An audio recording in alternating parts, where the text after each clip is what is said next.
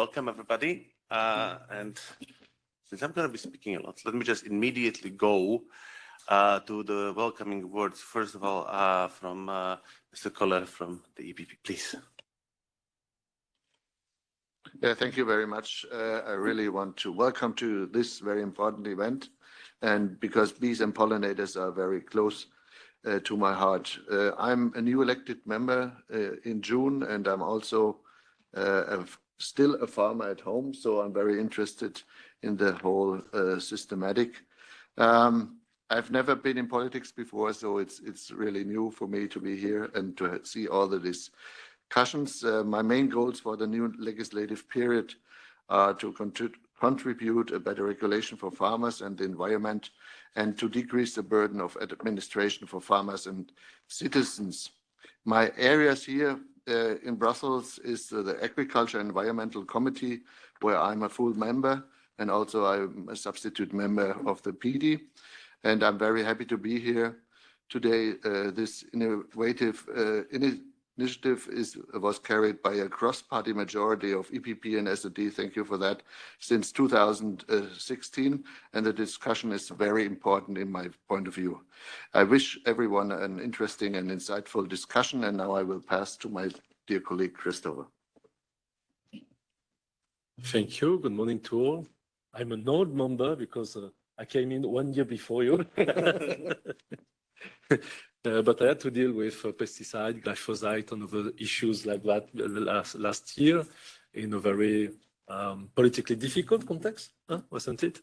And it's very important to have this kind of concrete action to have new data. And then because we have new data, we can have new public action and perhaps new legislation. So thanks to all the networks, the actors, the beekeepers who were involved in the development of this project. And now I think we have a few questions to address in this session. We had a pilot, then a preparatory action.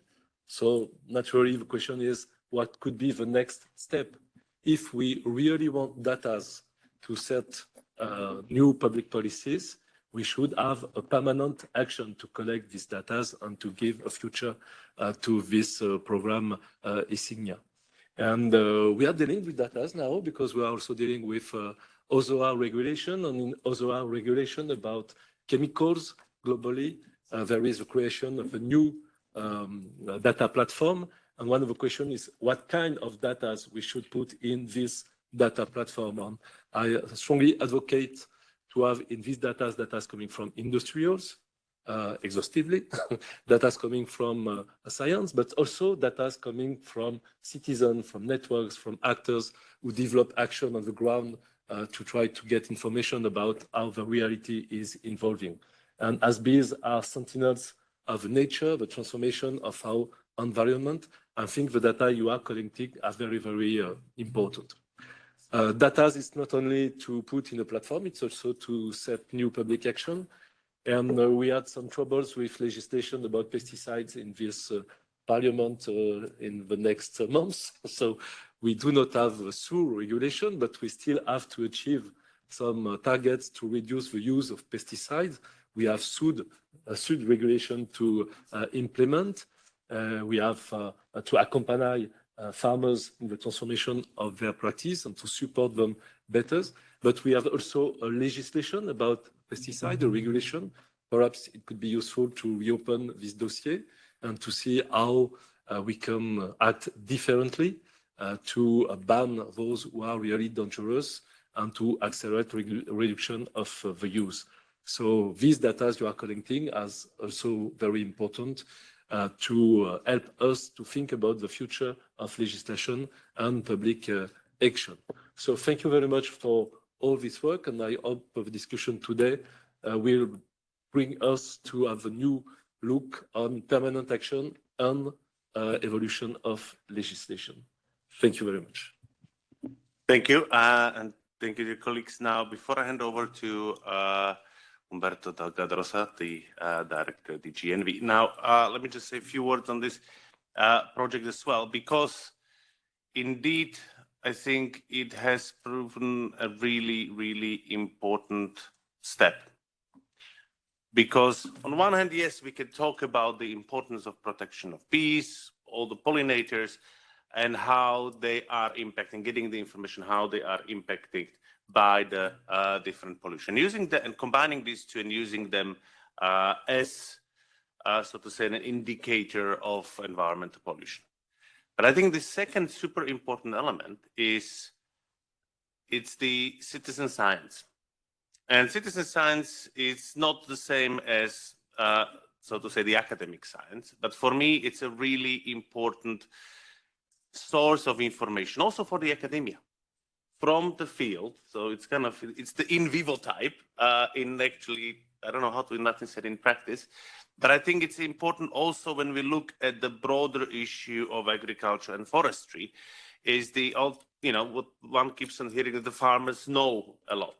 The farmers know what's going on. And this is about using this knowledge, in this case of you beekeepers, but I think this is something which we want to try to do more increasingly. I'm now negotiating the soil monitoring law, and part of it is also about getting the information from on the ground, involving the stakeholders to inform not on legislation, but any action, any support we can give to those in the field. So it's more about making sure that with the information from the field, we can do things in a way that create the right environment for your work, that create the right frameworks for you to be able to actually have living beehives and keep the pollination going on. And the same thing I think we need to look at in the agriculture policy on how to get, so to say, how to inform it better from on the ground, from the actual practice. And this, for me, Insignia and its impact goes beyond the bees, beyond the pollution, beyond the pollination, but as an example which we should follow and look into in the more fields related to agriculture and actually the life on the soil. So without further ado, please, Umberto. Well, thank you very much for having me. I'm really pleased to be here because I do think this is quite a milestone on a project that has helped to ensure high quality data and information, which is relevant for environment, agriculture, apicultural and health policies, which is the finalization of this preparatory action. And I would agree very much with Martin Wojcik that what I see as most relevant to begin with is a remarkable example of citizen science, where we have beekeeper citizen scientists that have joined efforts with EU institutions to support the policy, and this was coordinated, facilitated by the beekeeping sector and as well as by academia. And I find that pretty remarkable. So I can say, as DG Environment, we're of course proud to have coordinated the implementation of the Insignia preparatory action from the Commission side, but many other services, and I have here my colleague Klaus from DG Sante, my colleague Gael from DG Agri, that are here today because indeed this action is pertinent not just for environment, biodiversity, but also for pesticide policy, agriculture and the apiculture sector as such. And I'm sure there are more colleagues of the Commission following this session online. Now, getting to Insignia, the aim was then to establish this citizen science pan-European network of beekeepers that have helped to biomonitor environmental pollution using these little helpers we have, which are honeybee colonies. And I think it's fair to say it was a resounding success. It worked, it has delivered.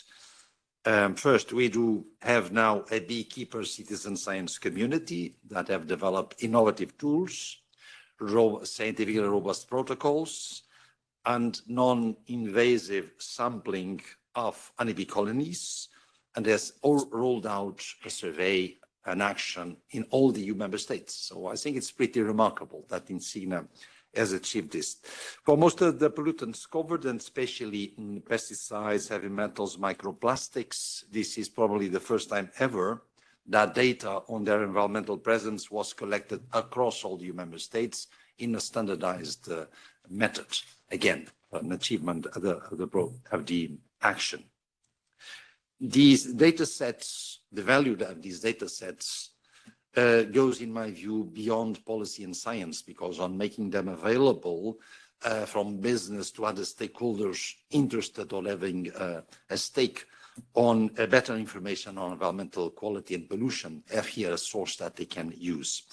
Now, overall, there's one specific point we need to keep in mind, which is the results do show that these pollutants, so pesticides, microplastics, heavy metals, air pollutants, are omnipresent in the European environment. So as humankind, we should keep in mind that while we operate as other living entities in the biosphere, we have been producing some novel entities, using them sometimes more knowingly, other times less knowingly, and they are just remaining in the environment with sometimes unattended consequences. So this is something to keep in mind. It's worrying. We are far from achieving zero pollution objectives. So the goal of fighting pollution overall, not specifically related to NEBs, but in general, we get this information, it's everywhere. And that's relevant and worrying, as I say.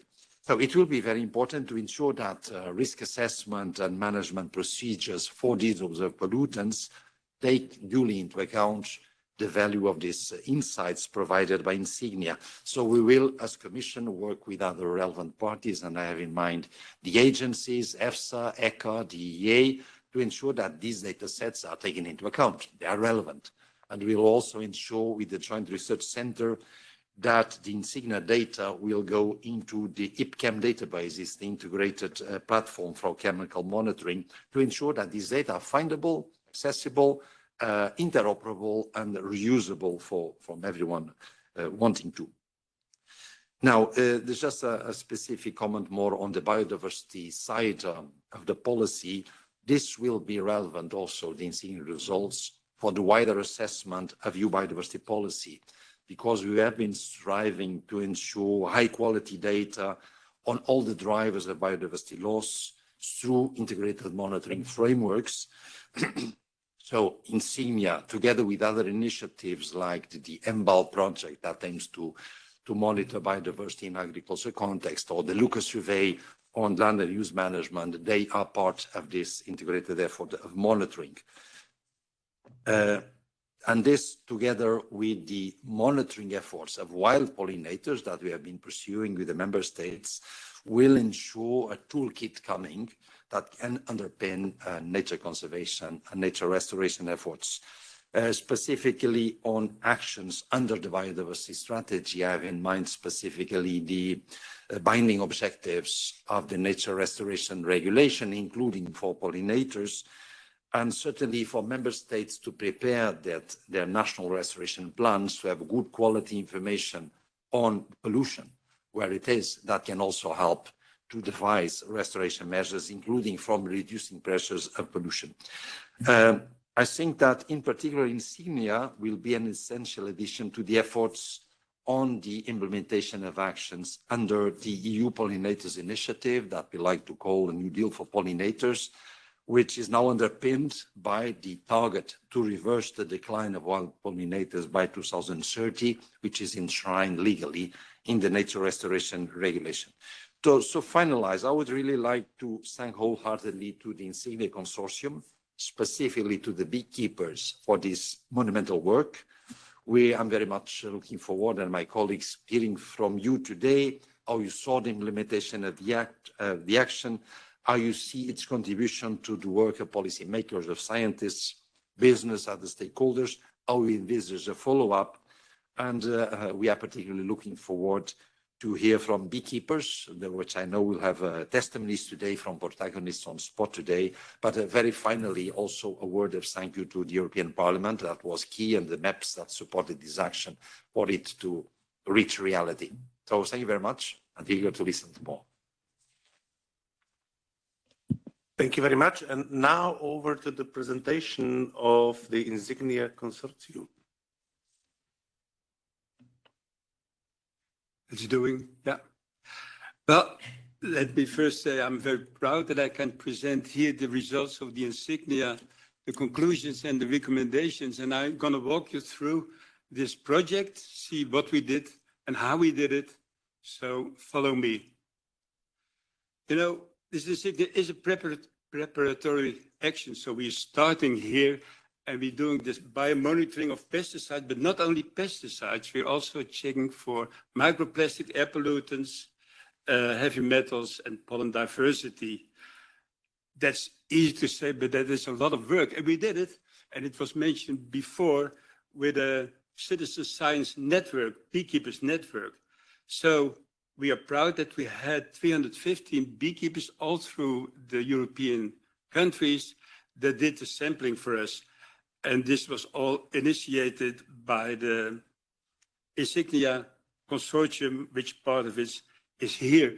And you see on the picture on the right side, this is the consortium. And on the left side, you see these pictures of the citizen scientists. So this is more or less the outline where we started. But it's easy to say we do biomonitoring, but first we have to define exactly what, when, how, and what's the budget, when we start, when will we end. And to have all those 315 beekeepers doing the same thing at the same time, on the same way, you need a very substantiated citizen scientist protocol. And we developed it and we translated it in all the European languages. And we all know there are many European languages. So all the 315 beekeepers could do everything at the same time. And of course, they had the coordinators of the national coordinators, but we did not sample randomly. So we did not pick out some colonies and do this sampling. And I come back to how we did it. But we defined where to sample. So we selected based on the land use. So major agriculture, major artificial, which means urban, and forest nature. So the results that you have are not for countries, they are for land users. And of course, we had our specialized laboratories to do the data analysis and data analysis and the modeling. It will be shown. This is the basic principle of applying honeybee colonies for biomonitoring. And first of all, why do we use honeybee colonies?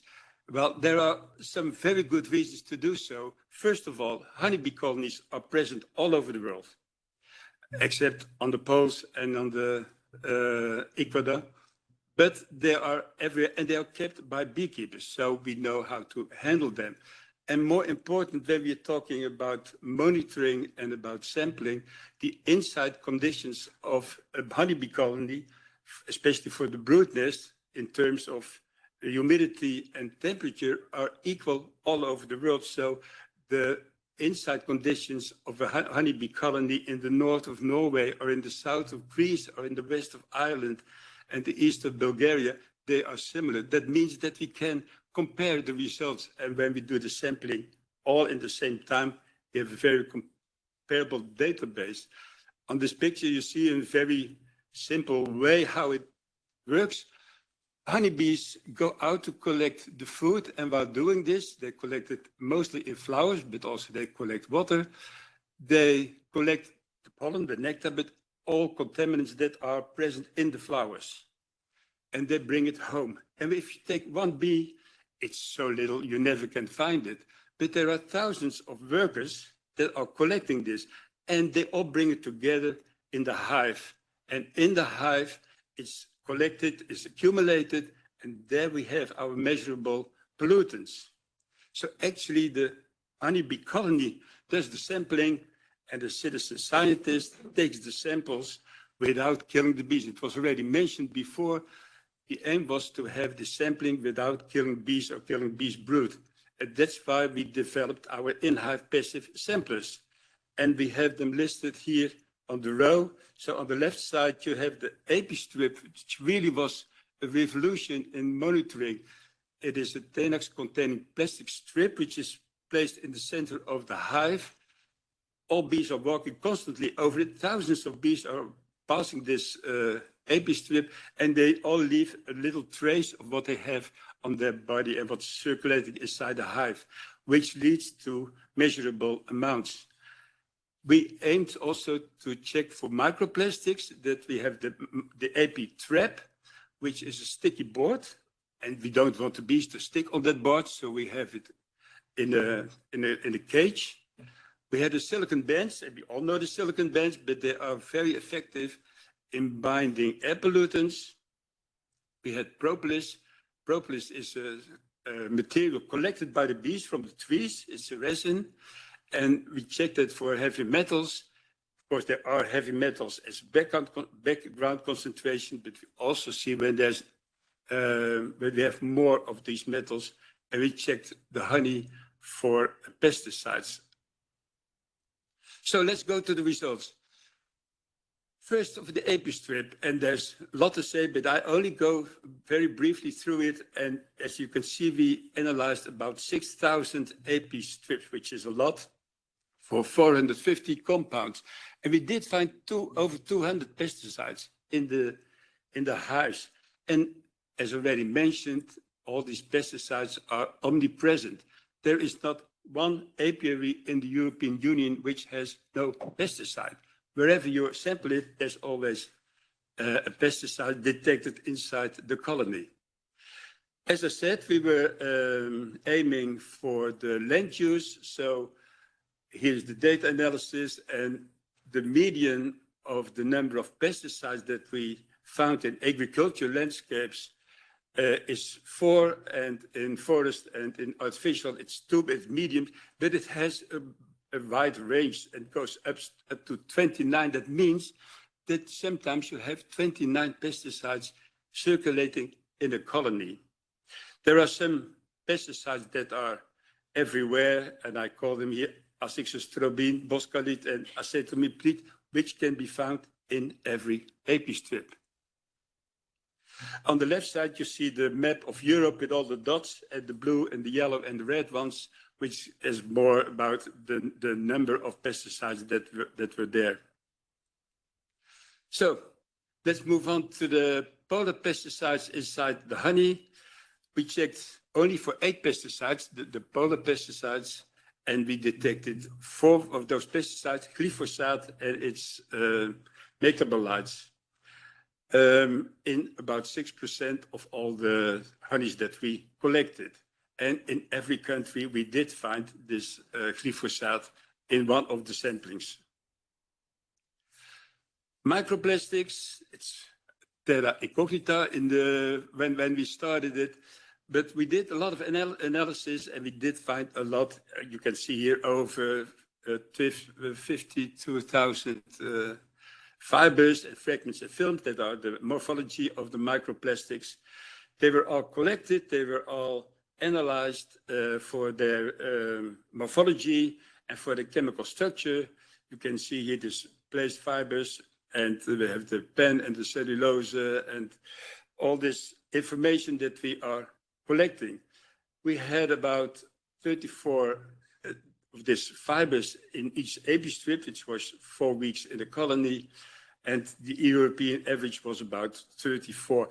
That means that there is this microplastic is in the air, bees collected on the flowers, there's circulating inside the hive, and it's rather constant throughout Europe, which you always expect that to be.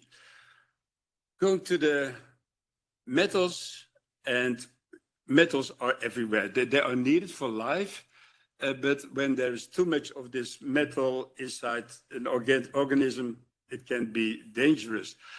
And when we know, and you can see it on the right side, there is this more or less equal line of this amount of heavy metals in 1 gram propolis, microgram in a gram propolis. And that's not that interesting. The most interesting part is, of course, to see where is it, and do we find some locations where there is something extra. And that's why I have this left figure, which shows you on the right side the Dutch data of number 7 and beekeeper number 3. And we had an apiary near Tata Steel, and Tata Steel is a steel company in the Netherlands, which has a lot of pollutants. And we expected that this apiary would have an increased number of heavy metals in the matrix. But if you see here and you look at the squares, they are the Dutch and the European median levels, most of the data are below it, which was strange. We could see the factory. And the other one, that was in Den Elp, above Amsterdam, a natural conservation area. And we did find a lot of those metals. It was strange, but we can explain it because the wind in the Netherlands is always, most of the time, blowing southwest. So the first APV was downwind, so it didn't have all the pollutants. And number 3, he had bad luck because lying in the wind of Amsterdam, of Schiphol, the airport, and of Tata Steel, and you could see it there. So we can use honeybees to see this extra elevated number of heavy metals. Going to the silicon band air pollutants, we expected everywhere. We did select a number of these air pollutants, the ones that are harmful to man, and we all did find them in an equal way all over the landscapes that we have analyzed. But that's what you expect because it's in the air, it's everywhere. It's omnipresent, and the word has been mentioned before. About pollen diversity, because we had beekeepers, we had the possibility to collect all the pollen, and we did it, and all the pollen were analyzed molecularly. We get a huge database of what we had, and you can split up Europe in 3 zones, more or less, the green one in the north, the orange one in the center, and the blue one south.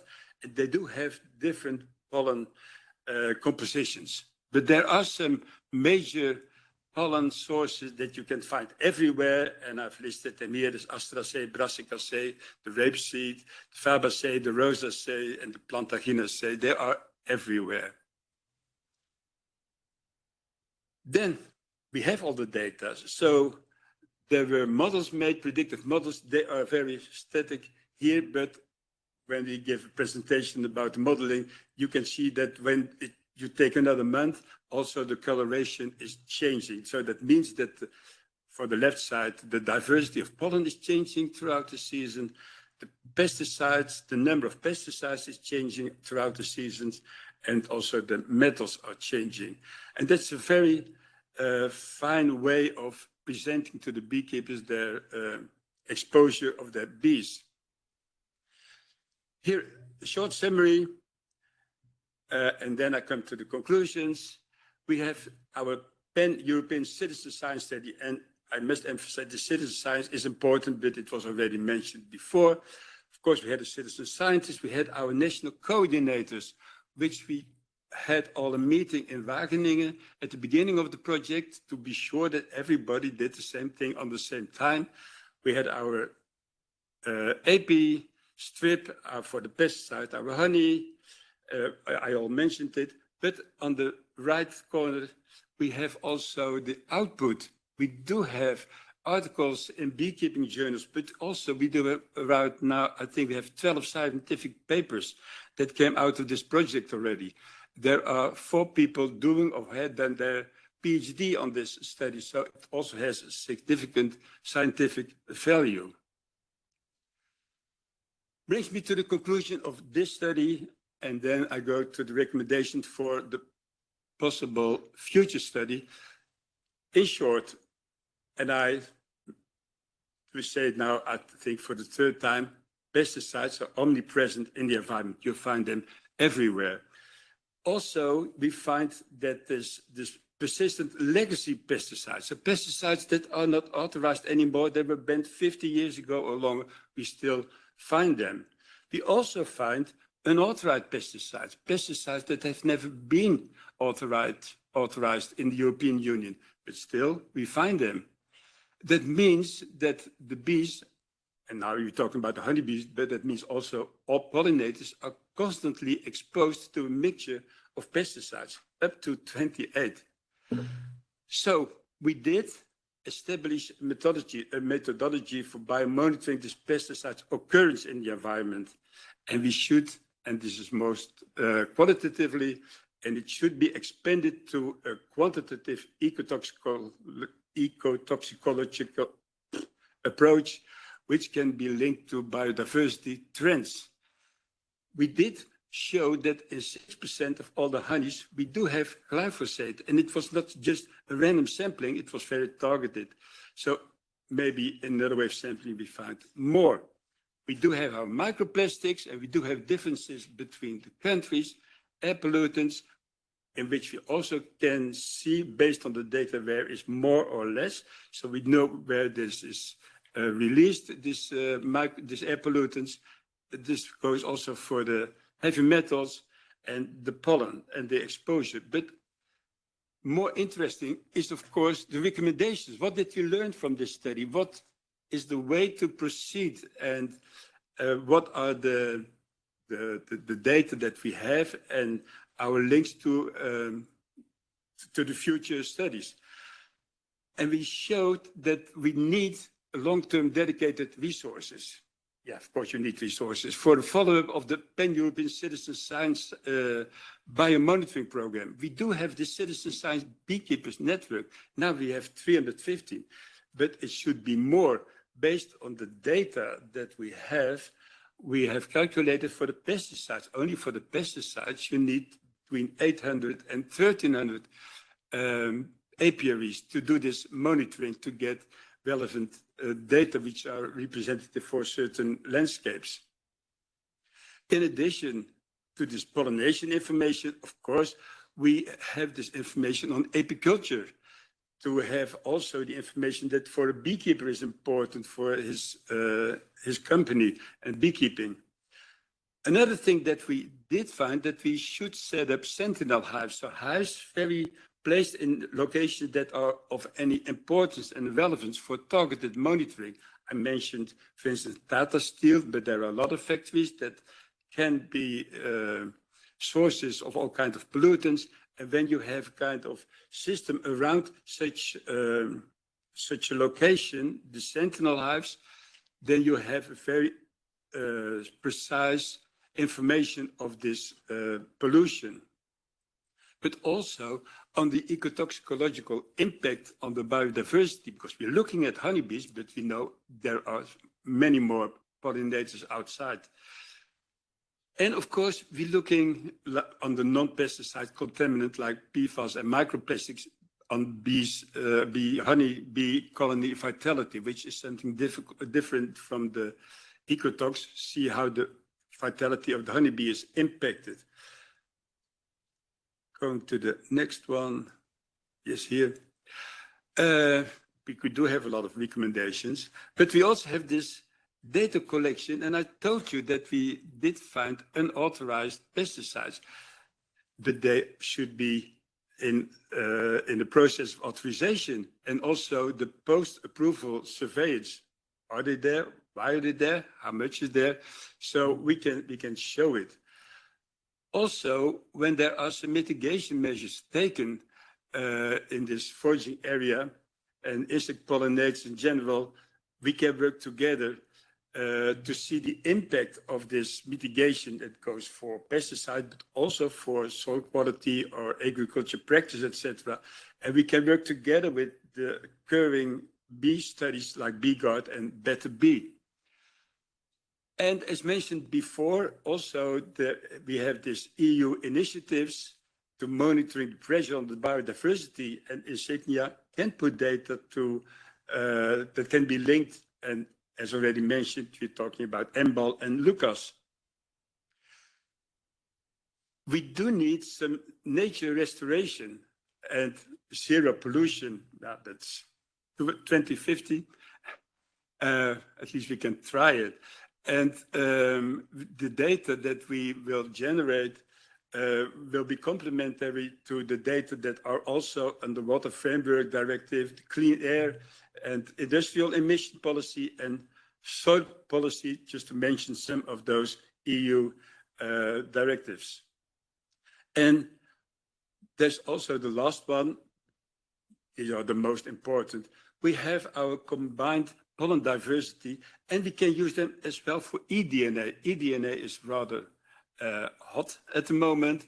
You can find everything that is somewhere on a place that they leave some DNA. And I give some examples that when we collect the pollen, we also can check them, for instance, for Q fever, for African swine fever, for avian influenza. And by doing this in this big network, you have an overview all over Europe.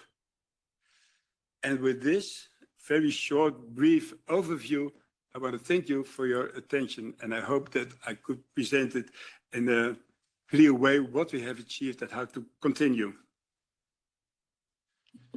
Thank you very much.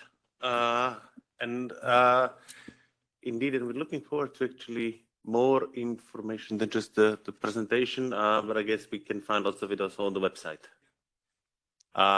And it's really interesting and a great start. I think we have now also a presentation from beekeepers. Yeah, give the word to Susanna. If it's better if you feel better to stand up, but yeah, if you prefer standing, go ahead. Yeah. Okay, ladies and gentlemen, I have been asked to tell you a little about the Insignia by experience with the Insignia project, having taken part as a citizen scientist. My name is Susanne Barry. I'm 78 years old and I come from Denmark. I've been a beekeeper for 16 years, and I will assure you that beekeeping is a very rewarding hobby. First of all, dealing with bees is good and soothing for your soul because you must be calm and relaxed at all times in order not to agitate the bees. The life of bees is very interesting and opens your eyes to many aspects of nature. Another important benefit of beekeeping is the community you become part of if you want to. Beekeepers come with very different backgrounds, but in general, they are friendly, open-minded, nature-loving, and inclusive people. Right from the start, I have been experimenting in my beekeeping. Among other things, I have tried different kinds of beehives, different kinds of aroma treatments, and different ways of processing my honey in order to see what was working best for me. I also collect and process other kinds of bee products such as bee bread, pollen, and propolis. As you might understand, there's a lot more to beekeeping than just the production of honey. Therefore, when I learned that the Insignia organizers were searching for volunteers as citizen scientists, I immediately applied and was lucky to be chosen as one of 9 beekeepers in Denmark and 315 beekeepers from all over Europe. With 2 of my colonies, I have taken part in the project in the 4 years it has been running, except for the very first few preliminary trials. It has been a great experience to be part of the project. It was very well planned, organized, and implemented. Very informative manuals were provided in both text and drawing, and instructive videos were available showing every little step in the sampling procedure. Reminders were sent out in time before every sampling period, so you simply could not forget. It was also possible to contact our country coordinator on the phone day or night if necessary. He would not allow anything to go wrong. He would even turn up himself if someone had an unsolved problem. I also had the pleasure and honor to be visited by Chef Van der Steen, the chief coordinator from the Netherlands. Every 2 or 4 weeks during the beekeeping season, we had to collect from the 2 colonies different kinds of passive samplers, along with different hive products in order to trap any polluting agent that the bees might have brought home with them in pollen, propolis, and nectar. Whenever there were preliminary results from the study that might interest us, online meetings were arranged with our coordinators, where the different results were explained and discussed, and questions could be asked.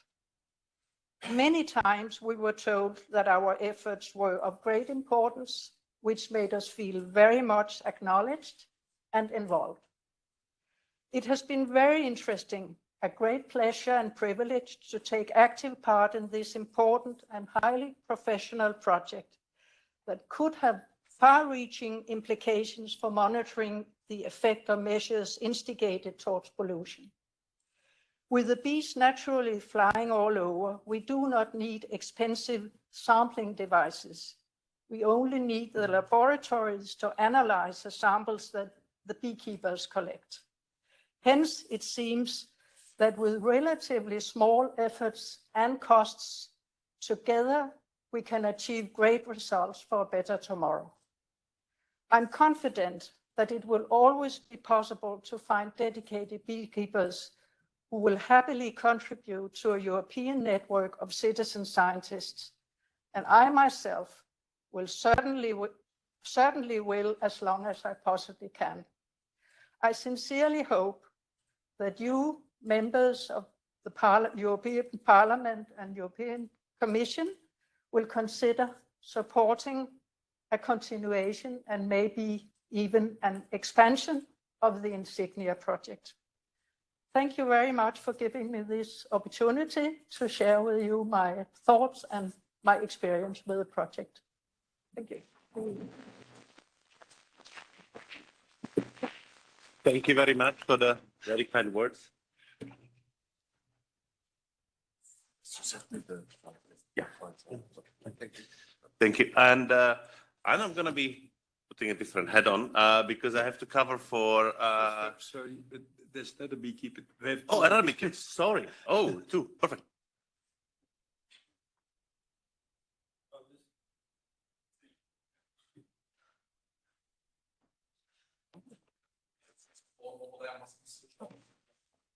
Yeah.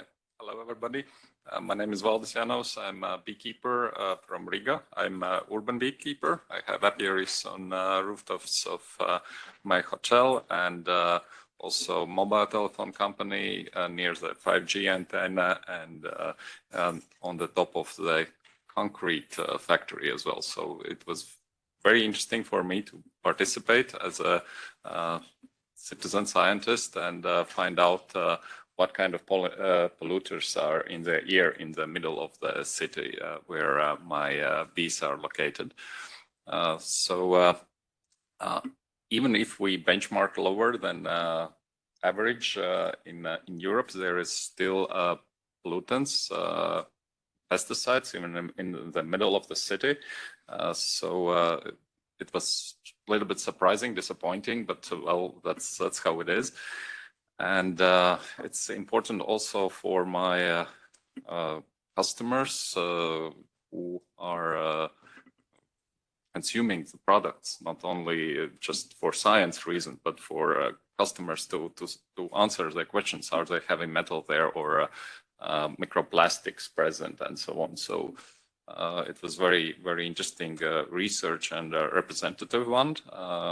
It's good to be part of European research and community as well and keep in touch with all the colleagues. I hope this project will go on and we will feel and see how it develops and maybe actions from European legislators will lead to a cleaner environment where we can and bees thrive. So thank you very much for this opportunity to participate, and it was a pleasure, and I hope we will go on. Thank you.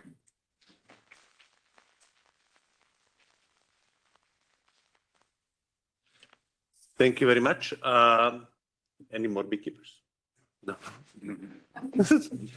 Not saying no to that, just not to miss anyone. No, because now actually I'm going to put the head of the chair of the Agri Committee, which I'm not, but sadly, Madam Vrecionova, who is the chair of the Agri Committee, couldn't be here due to the health reasons, and hence I'm gonna read a short statement on her behalf.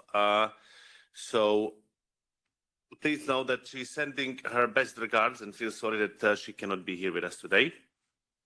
Firstly, I know that she would like to underline that this initiative is not to be claimed by the Envy Committee only, and trust me, we really tried, but the Agri members wanted this initiative to materialize as well as the Envy members, which is, I think, even better, because indeed this is something which needs to be a joint effort.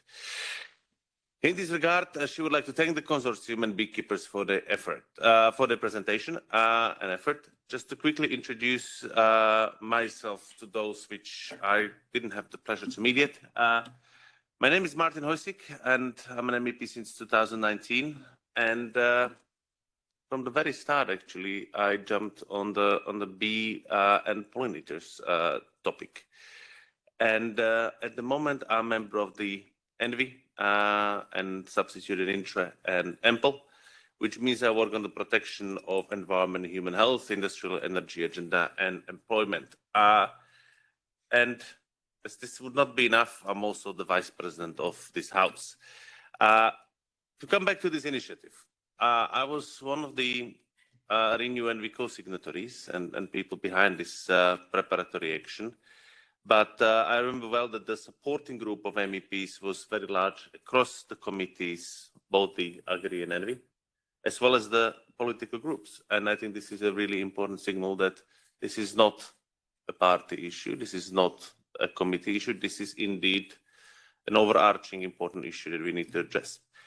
Now, I'm happy that all the 3 DGs reflect this and are present on the event. Thank you very much. And let me now pass the word to Madame Gallet Marion, who represents the DG Agri and who will probably debrief her colleagues focusing on apiculture and honey.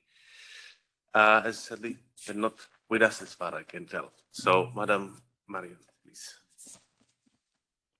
Thank you very much. I'm very honored to be here today and very happy to have heard about this very interesting project. And be able to speak in this final conference. So after the Insignia-EU project, which was very successful in 2021, this follow-up project Insignia-EU was able to address further important key elements, as you explained this morning, in relation to environmental pollution. The results show how much our treatment of the environment affects food production, and of course how food production has impacts on the environment. And the results show how much careful we need to be about our environment. I would like to start by underlining the importance of knowledge development and research in this field, as the project also shows. We have research projects on pollinators going on, and it's a clear point of attention under the program Horizon Europe. In the current period, there is a budget of 50 million euro for a research project focusing on pollinators, excluding life and biodiversa and soil mission. In addition, there are many more projects related to reducing the use of pesticides in agriculture, promoting biodiversity and pollinator-friendly agriculture. Secondly, I would like to confirm that the Commission is convinced that protecting and enhancing biodiversity, natural resources, and climate and dealing with climate change can and should go hand in hand with a resilient and competitive agricultural sector. Food production is a strategic asset for the EU, and we should continue to ensure healthy and high quality food. At the same time, climate change, scarcity of resources, and biodiversity loss are posing challenging threats that we need to urgently face also for the benefit of food production. For instance, we are already witnessing the consequences of droughts, of heat waves on agricultural production, and we know how this is all very interlinked. So it's extremely important to work on continued integration of environmental concerns into farming and food production. So my next point is about the role of the Common Agricultural Policy on this better integration and the support that is available for farmers and beekeepers, I'll come back to that, to engage in good practices and in minimizing negative environmental impacts. The CAP represents around 50% of the total EU budget contribution to biodiversity objectives. So it means 17% of the CAP budget is mainstreamed, is programmed for biodiversity objectives.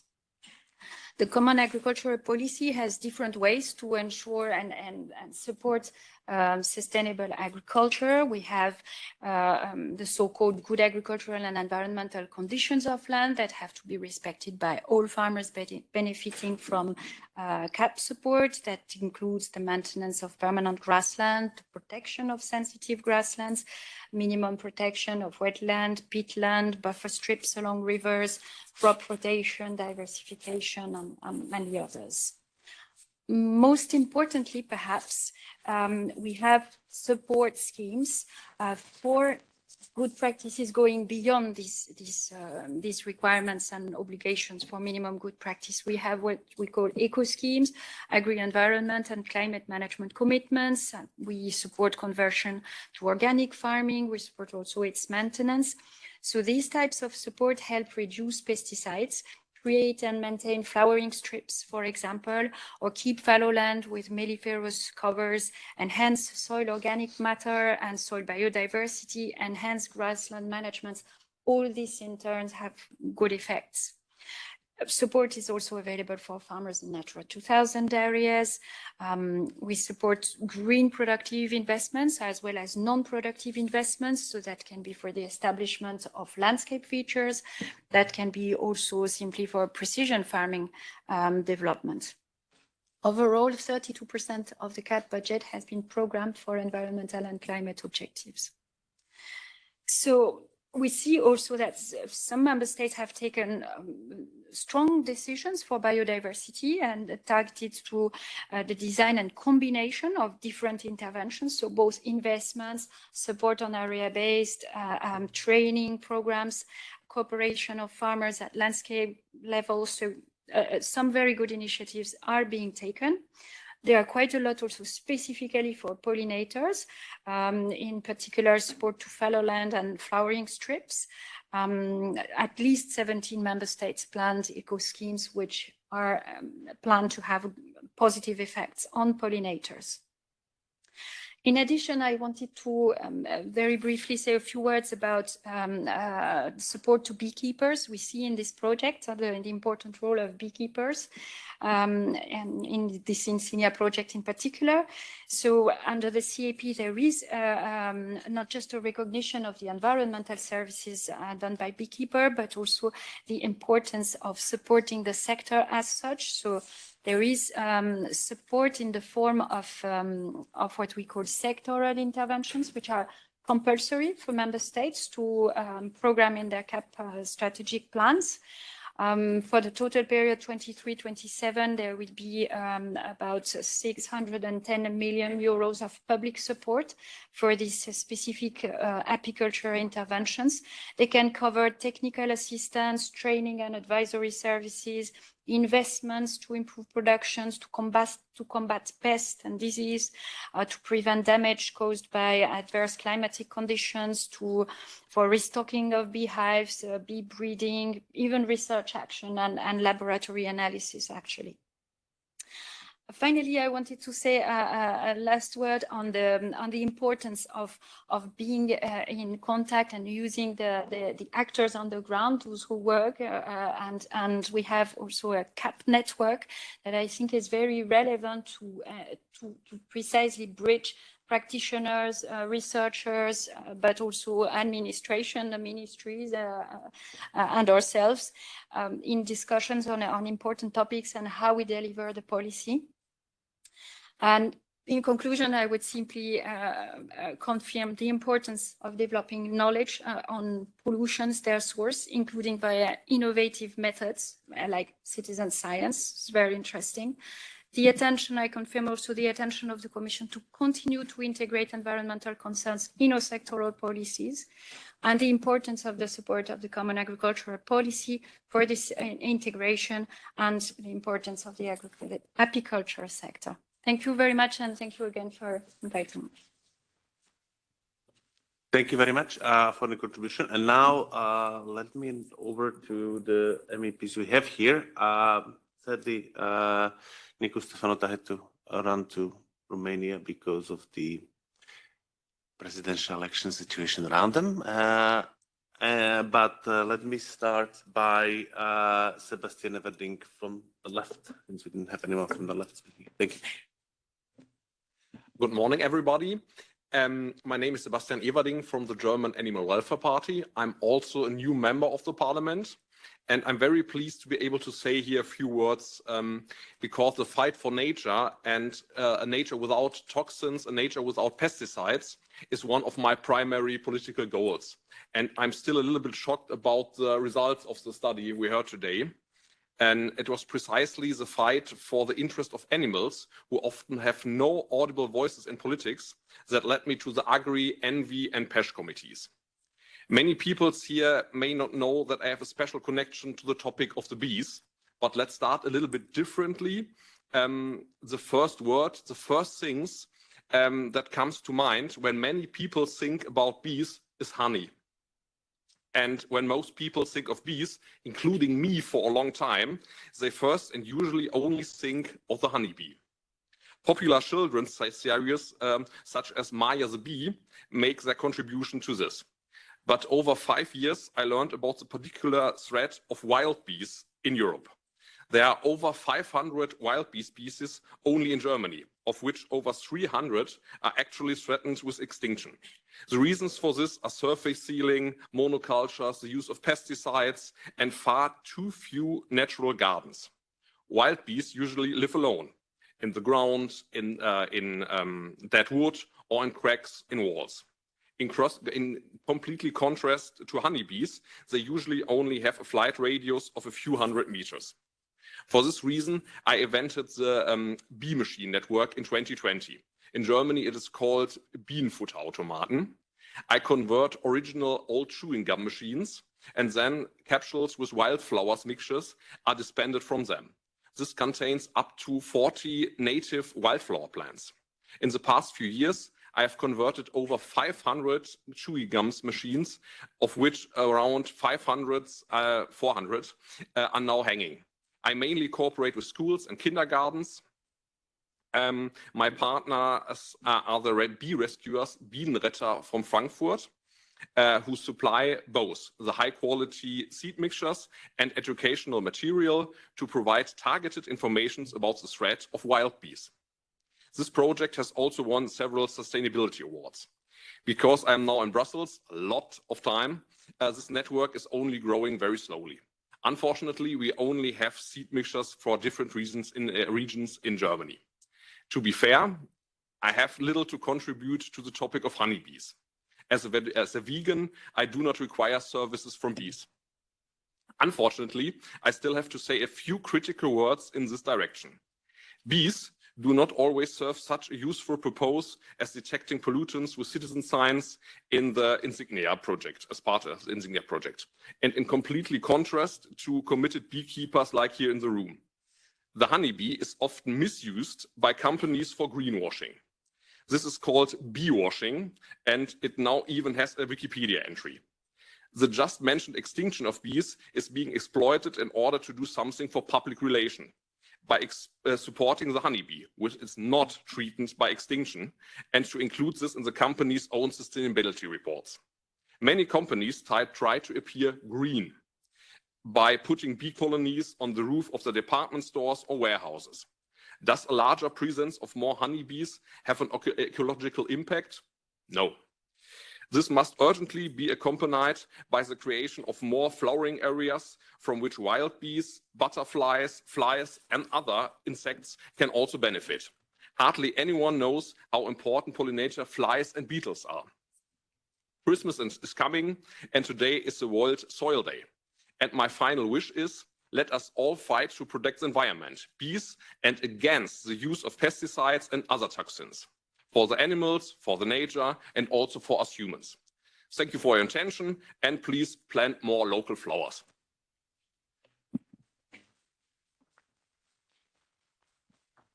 Thank you very much. Actually, Gregory Leonov is here more to listen. So I'm going to hand over to Klaus Behrendt, a director from DG Sante. Please, Klaus.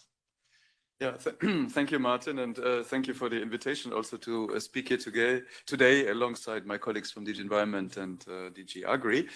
So for those who don't know me, I'm the Director for Food Safety, Sustainability and Innovation in DG Santé, or Health and Food Safety, which is the full name. And in my directorate, I have the unit that is responsible for the legislation on the approval of pesticides and biocides, to which Mr. Clergeau also referred in his opening remarks. So from that perspective, I will speak primarily on the pesticides angle of the project.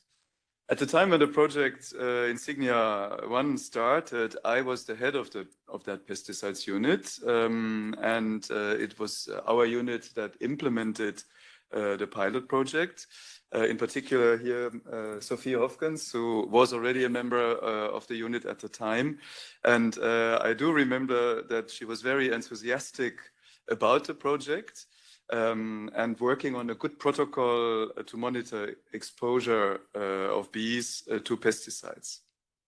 And such a solid protocol, which can be used in all 27 member states, ensures comparable data, and that is exactly what we need for taking decisions on the approval of pesticides, and in particular also for checking the validity of the models and the assumptions that are used in the risk assessment, and for developing these models further and making them better for the future. And indeed, Insignia-EU delivered such a protocol. And that it can be rolled out in all the member states was shown in the preparatory action that our colleagues from DG Environment implemented. And now the protocol is ready to be used to measure not only the pollution by pesticides, but also by other environmental pollutants, as they were mentioned in the presentation, microplastics, heavy metals, and air pollutants. And I think that's particularly helpful also for our colleagues in DG Environment. And this by involving citizen scientists, beekeepers in this case, and we heard the very passionate statements from the beekeepers earlier, and ensuring the sampling in a non-invasive way. So let me echo what Umberto already said in the very beginning and congratulate the whole team, for the whole Insignia team for this success. We will, of course, in DG Santé analyze the data once the final report will become available. And I would already like to underline that we are not that surprised that residues of pesticides are found in the environment, as a human society, in particular the farming community, makes use of chemical substances in various domains, in particular to combat pests and protect their crops. And Gael referred to the importance to ensure that there is indeed food security and food production possible and continuing here in Europe. I would like to recall that our legal framework for the authorization of pesticides is very strict and stringent. We hear that all the time from the farmers and from industry that we are the strictest in the world. And the number of substances that are still allowed to be used in Europe is significantly lower than in other parts of the world. And no pesticide, biocide, or veterinary drug can be used without a prior authorization, and they can only be granted if a scientific risk assessment has shown that their use is considered to be safe. So one may wonder why some active substances that are not approved for use in pesticides, so meaning that they are actually banned, are still found in the samples that were analyzed, and Professor van der Steen already referred to that. And obviously this should be investigated further, in particular to see whether there is illegal use, which it does indeed happen, as we also find out every year via a project that is coordinated by Europol, that finds illegal and counterfeit pesticides being used in the EU. For some of the substances, this can be connected to historical contamination in the environment, and you already referred to that in the presentation, DDT in particular, which has been banned for decades, but it is so persistent that it can still be found today, and as well as metabolites. Another reason for finding non-approved substances can be contamination of bees' wax by lipophilic compounds from the time when the substances were still allowed, and some have been banned only a couple of years ago, such as chlorpyrifos, but they might still be in the wax today. But obviously not all of these findings can be attributed to the historical contamination. For some of the substances, they can also be used in biocidal products, such as DEET, which is a widely used repellent against mosquitoes, or they are allowed in veterinary medicinal products, such as fipronil. So they help the pet owners to keep their pets free from fleas. Nevertheless, besides understanding and further investigating the findings of non-approved active substances, we are also keen to see which substances are found regularly, or the opposite, which ones are not found, even though they are allowed and they are used by the farmers. All of that is very valuable information for us in the context of the decision-making on renewing the approvals of active substances, increase confidence in decision-making, and as Mr. van der Steen also mentioned, to use it a bit as a post-approval or post-authorization monitoring tool, which combined with, in the future, better data on use by farmers will probably and hopefully allow to make correlations on whether the assumptions that are underpinning an authorization are actually valid in practice.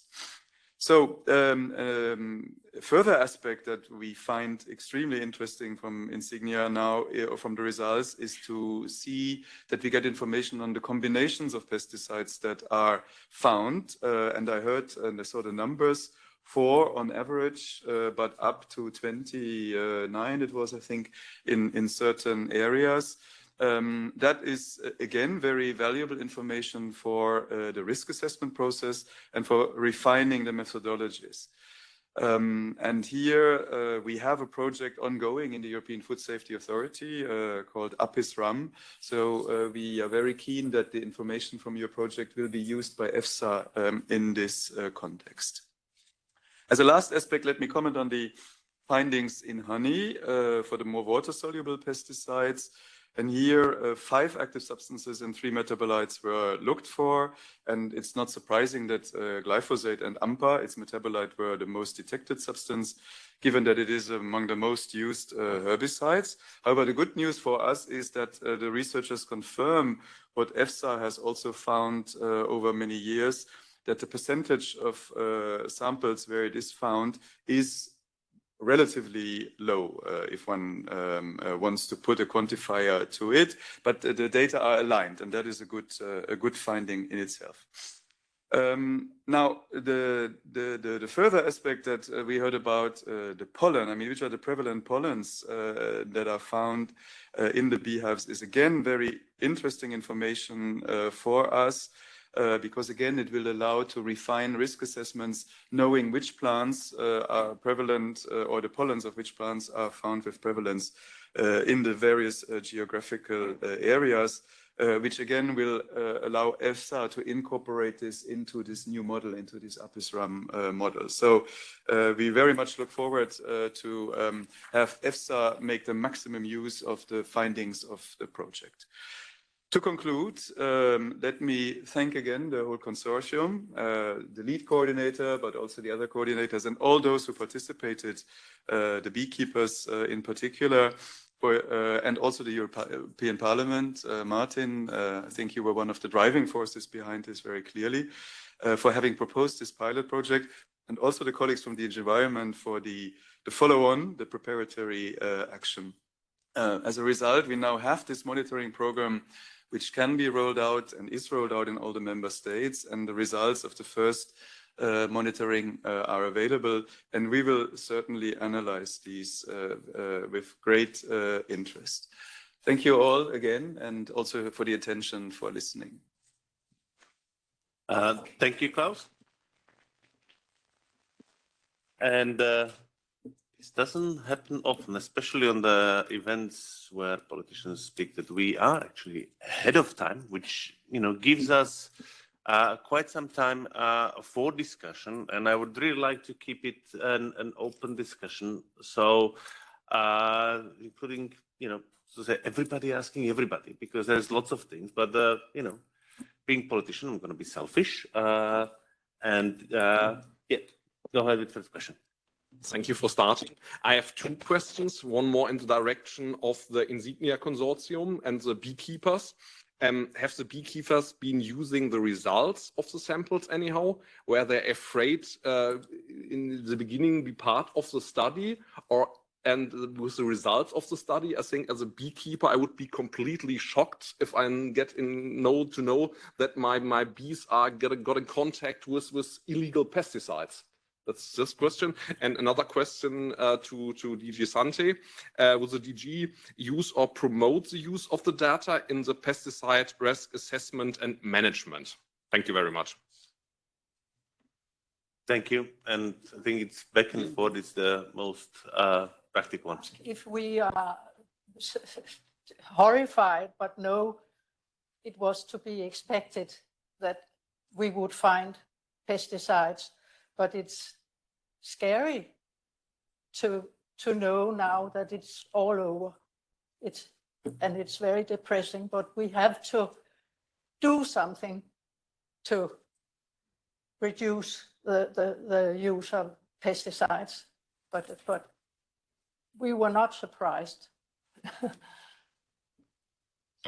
Yes, and to complete, yes, we will definitely promote the use of the data and have already established contacts with EFSA, who is very willing to work with the consortium in order to integrate as much as possible the information that has resulted from all of this in their ongoing work on improving the risk assessment methodologies.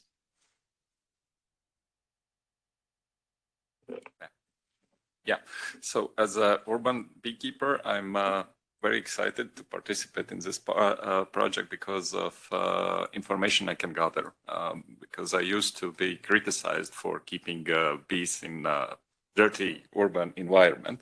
So it was very useful for me to collect this data and compare it to other data and find out that the urban honey is sometimes even more cleaner than the one we collect near the intensive agriculture territories, as well about always I receive questions about heavy metals presence and plastics and so on. So I'm the one who are like promoting speaking about more than less and not hiding everything. So it was a great opportunity for me to collect the data and get results, and then I can talk with universities, with customers, with everybody, and show how it's in reality in the urban areas. Thank you. I just grab the opportunity to ask the next question. First of all, towards DG Sante, we have in the CAP pollinator indicator, and I'm wondering whether you would consider, especially in the preparation for the new CAP, how to kind of integrate work of Insignia and similar kind of bottom-up approach, and whether you could be looking into similar, I would say, citizen science-based approach, for example, linked to soil monitoring and the information and working with the farmers in how to better support them and how to provide the right framework without massive bureaucracy, but something that actually helps to deliver. And second, actually, I'm wondering how was to the coordinator, how was the overall interest among the beekeepers to join the project? Was it hard to get people to get on board, or was it something where you actually had to say no? No, the interest was huge. So we had to disappoint a lot of beekeepers that were interested to participate, because it is interesting for a beekeeper to be part of this kind of initiatives. They do know and they get a lot of information what's out there. And as Susanne already told, we know that there are pesticides around. We know that there is pollution of the environment. That's the result of the way we are living. And but there were so many people to know we had to disappoint people that they couldn't be. So I'm convinced that when we can continue, and we do need more beekeepers all throughout Europe, we will have them in a very short time. Absolutely, yeah.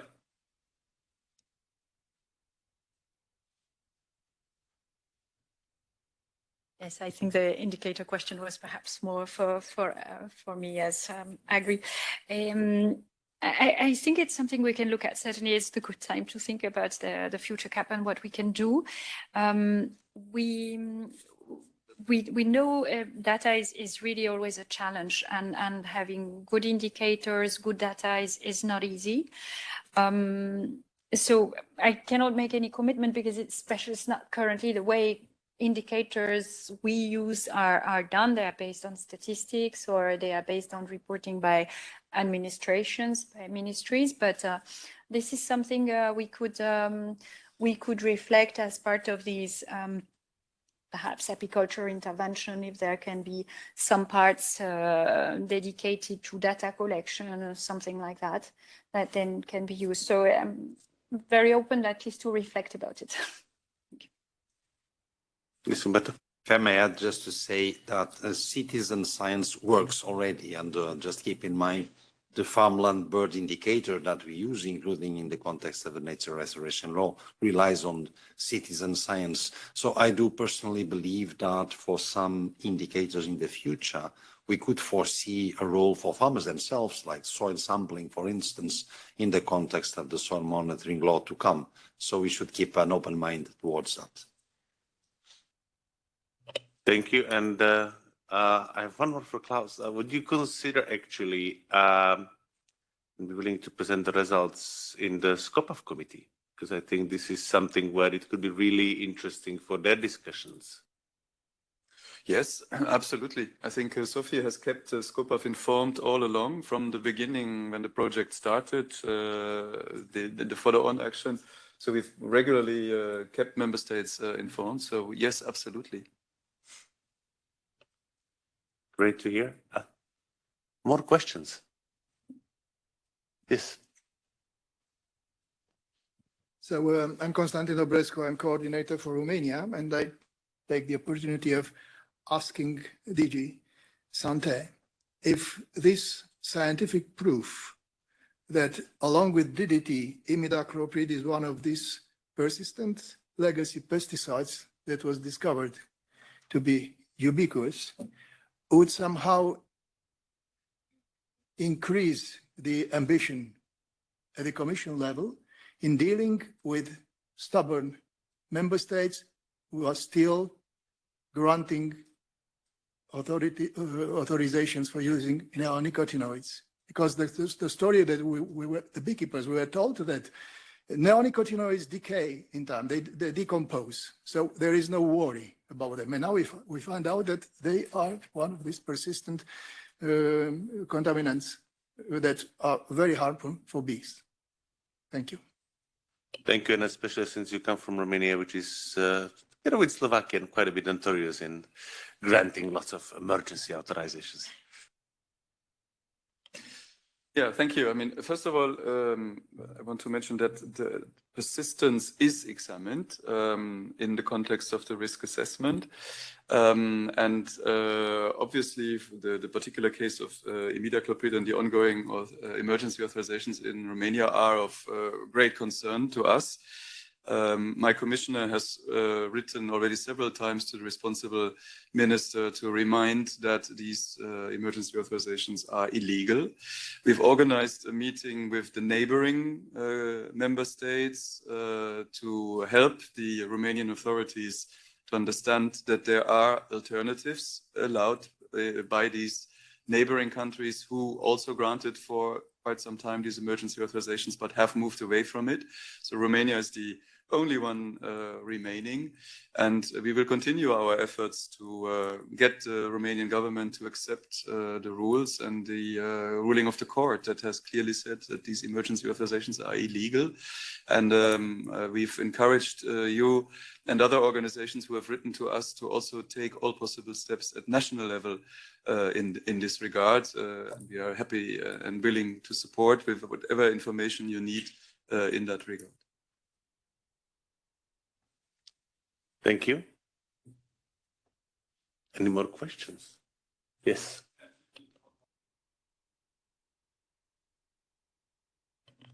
Come back to the recommendations, and it was not mentioned that much before, and we do have this lot of data, but also the ecotoxicological link between what we found and what will be the impact on the environment will be very special interest for possible future studies. So it's really important that we can link what we find in the epistrip to what's going out in the bee colony, but not only in the bee colony, for all pollinators that are exposed to these chemicals.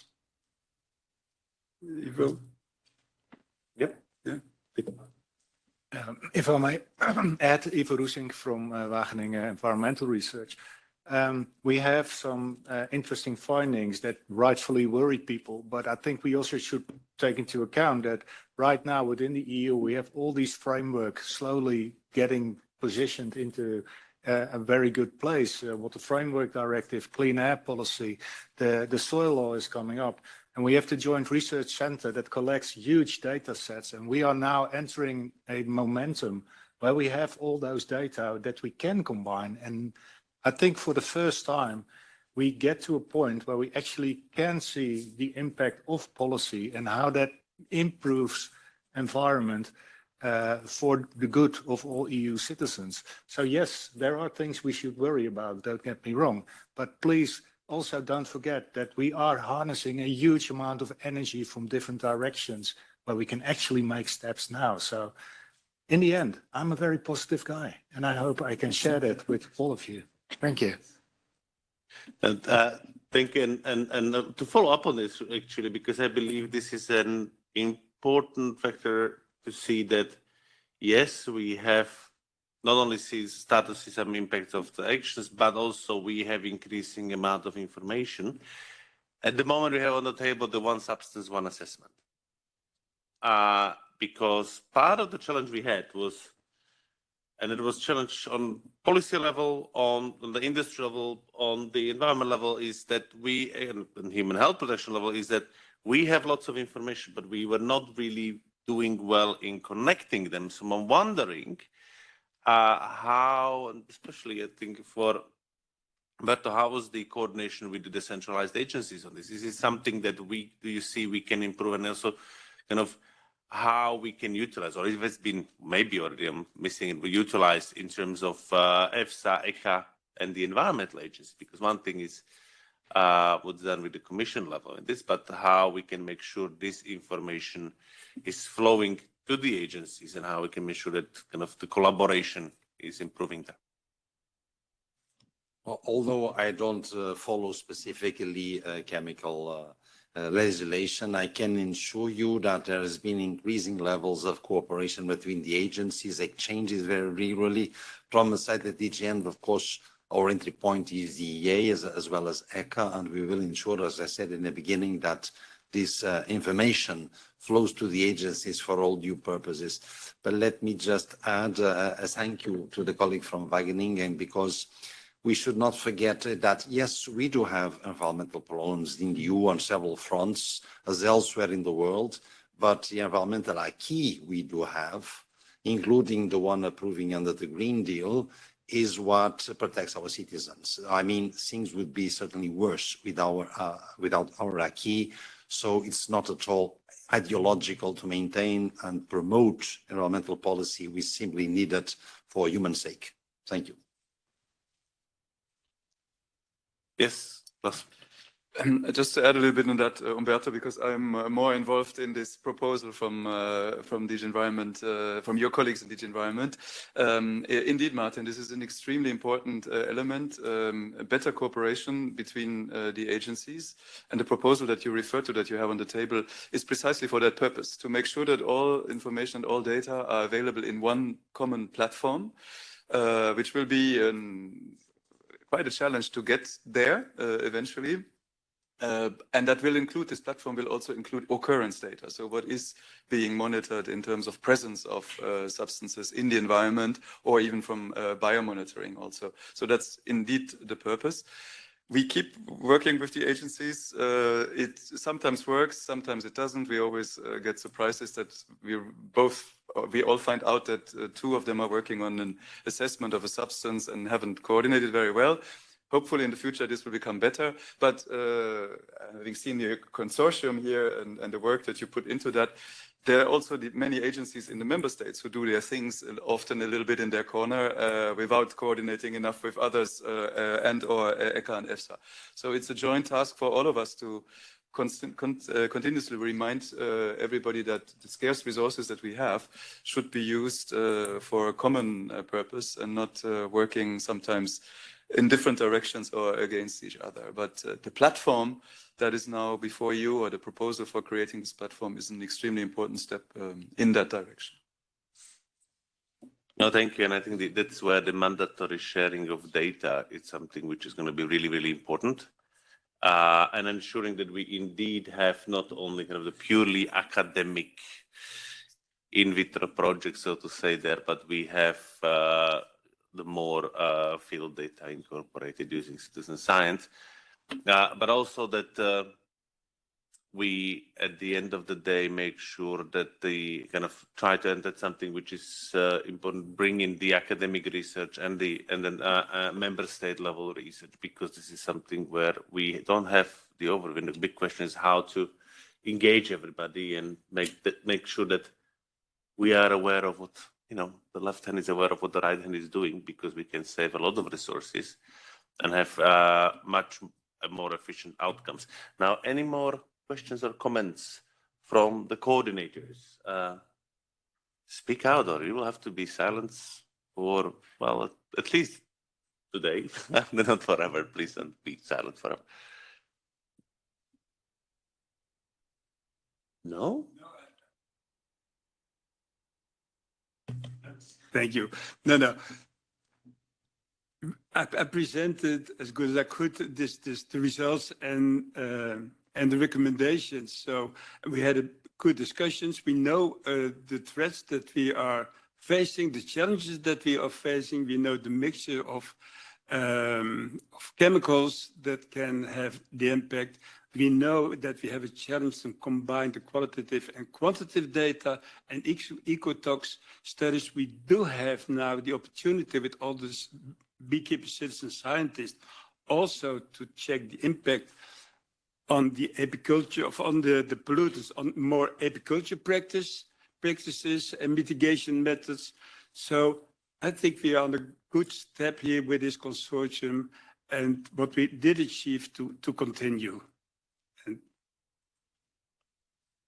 Okay, so thank you, and before the concluding, I have one more actually very important question to all the DGs is, this preparatory action is over, but how can we ensure, A, that we keep on, that we utilize this data to the fullest, but also how can we, or do you think that there is a potential to establish this something as a more permanent fixture and source of data, not only on these indicators, but I think this is where we can look on the different types of indicators. We have with Insignia, we actually established a EU-wide distributing network of data sources that, because of the way the beehives live, are comparable across the union, which is quite unique for a field type of data. And I'm wondering if this is something which we cannot and should not use on an ongoing basis as a source of data that on emerging issues on, from, and this is not only on kind of the classical pollution, but on the risks and needs of adaptation to the climate crisis that we actually have to face.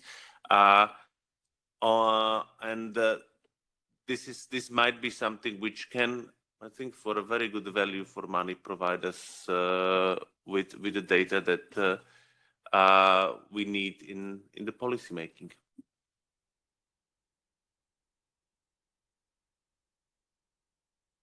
Pleased to react. Just to say, having these little workers a bit everywhere doing passively the work for us to collect information, I'm convinced is cost effective.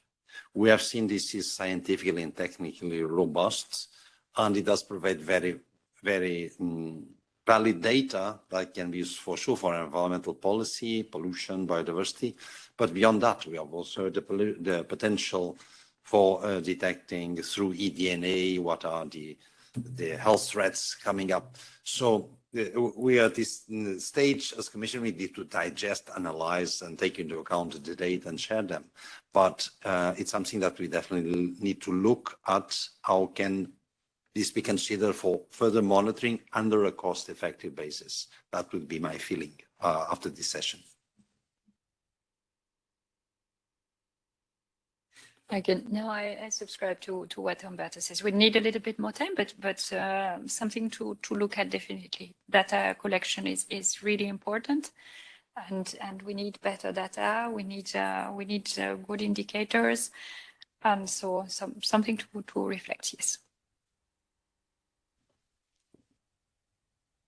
Just say yes. Yeah. No. I'll be happy to join the chorus. Just with the little proviso that Santé is a bit money poor when it comes to financing this, but others have the means, and we will definitely be supportive and very interested in seeing and working with the colleagues to check what possibilities there are. No, thank you very much. And this actually, if we don't have any more questions, brings me to concluding remarks, but I'm going to start with the one conclusion for me is that my team might not like it, but we'll probably have to start looking into we have questions from online. Apparently, but I don't have the WebEx open. Does anyone see the WebEx questions? We have a very few here. We underestimated that actually people are asking questions online. We took it on the passive mode, and the people, but this is an amazing thing because people are active. Now, I'm just gonna use the time to say that maybe we should consider from the Parliament to help to kick it out with the, so to say, preparatory action of Insignia 2.0, looking at what could be the next thing, and an input from the Commission would be highly welcome. Kind of what are the next level of things that can bring added value. And I think we have a bit of a technical problem to try to connect. Yeah, the Parliament doesn't recognize its own system. Yes. Yes, you can. Yeah. Hello, it might be a possibly stupid question because I'm not a scientist, but I just wanted to ask, as in, for example, in the revision of the Water Framework Directive, there is now a proposal that microplastics will be monitored in the river bodies. I don't know now whether in groundwater or the surface water, but well, nobody wants it because the monitoring methods are not available, and also the text reads just that once the monitoring methods are available, it can come into place through what you developed, a protocol that I guess the plant takes it up, the microplastics, and then it appears in the pollen. There can be at one point some kind of proxy that it shows if there was no monitoring method in the water bodies actually available, that what you developed, could it be somehow rolled out into showing also what kind of, as some kind of proxy, extrapolation, interpolation, how much microplastic is in the water body, or it would never be possible to do from like water, air, plant, this kind of link established, and we will, from what you developed, never have an idea what is in the water body in terms of amount of microplastics.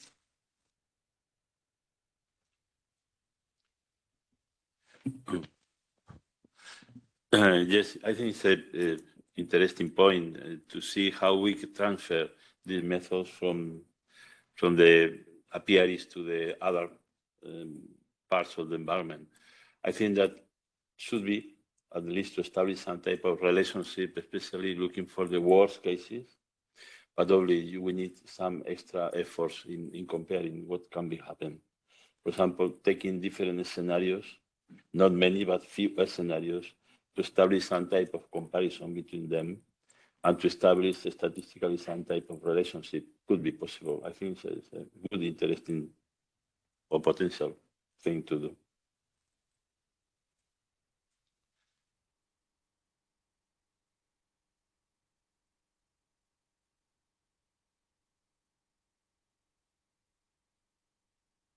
Okay, we managed to find the question from online, and that is a question from Martin Dermin from Pan Europe to DG Sante. Yeah,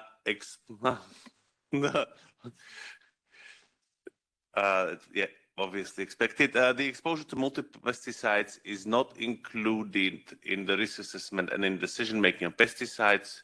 No safety factor is included either to account for multiple exposure synergies. When will DG Sante send a mandate to EFSA to develop methodology to account for already very well documented issue of multiple exposure?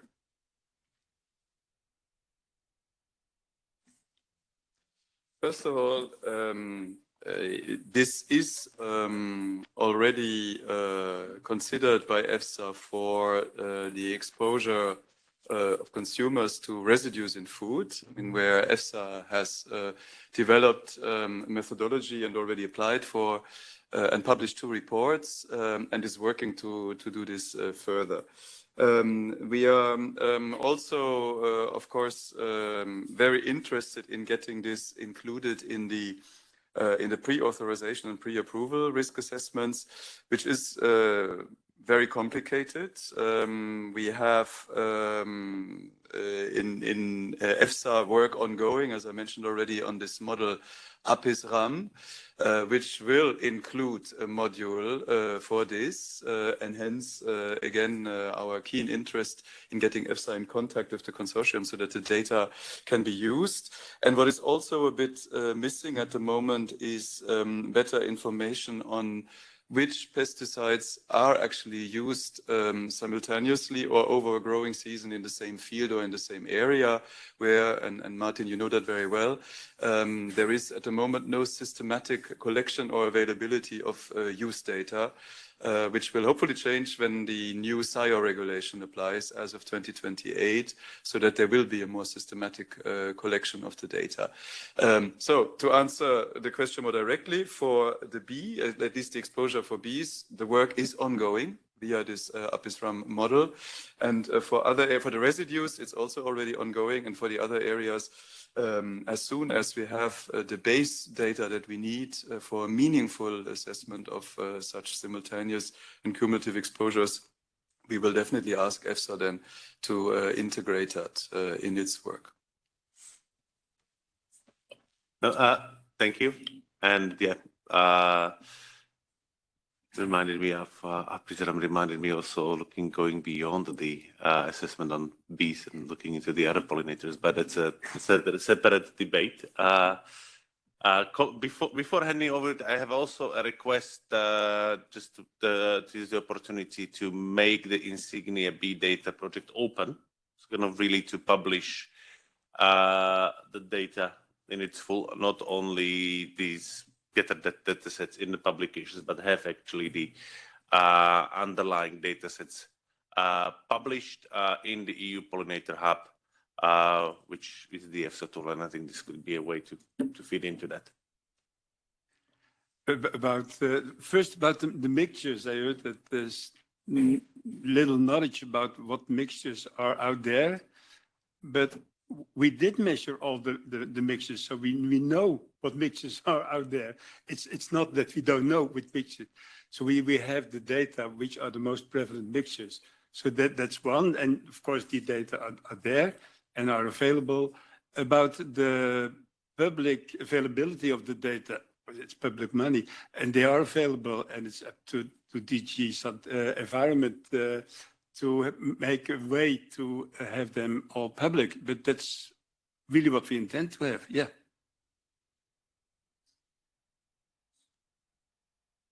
Well, just if I may, just to repeat, as I said in the beginning, we will ensure with the JRC that this goes into the IPCAM when it's publicly available per definition. Yeah. Thank you. There is a request to have it in the EU pollinator hub on the EFSA as well. That'd be good. You wanted to comment? No? That was covered. Super. Good. Thank you very much, everybody. Since we don't have any more questions, and not easy to summarize actually, but I think for me the main summary is we have energy. You have, I didn't wasn't a little bit, but actually you have managed to create something incredible, and I'm really, really grateful for that, for all the work done, because you managed to show that the bees and the beekeepers do way more than, ensure the pollinations and the honey and all the other things, but actually can be a cornerstone of a really important source of information about our environment and the emerging threats, but also the legacy threats we have around us. And I hope that we will find a way to not only fully utilize this data, but also to continue this work and use it to inform our policy making in the best possible way. So thank you everybody for coming, and looking forward to more collaboration in the future. Thank you.